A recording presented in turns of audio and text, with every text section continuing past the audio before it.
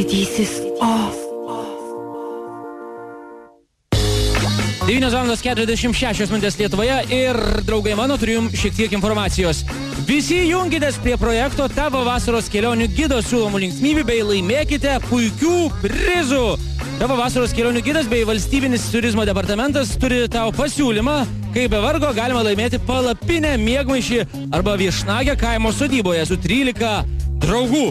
Padaryk nerealią foto su gražiausiomis lankytinomis vietomis Lietuvoje, kad visi ją pamatė irgi norėtų ten nuvykti.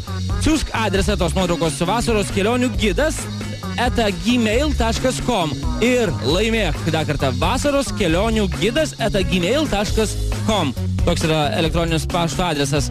Daugiau informacijos rasi Facebook profilyje Tavo vasaros kelionių gidas.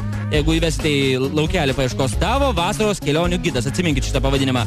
Ir dar šią savaitę, Liepos 26-28 dienomis, Nida Jazz festivalyje Nidoje vyksta tos festivalis, taigi jūs privalote ten nuvykti, nes sako, kad festivalyje bus wow, kokia muzika ir wow, kiek įdomių atlikėjų, kurie sužavės savo atliekamą muziką, taip kad įsimins jums ilgam į muzikos istoriją, netgi gali jais.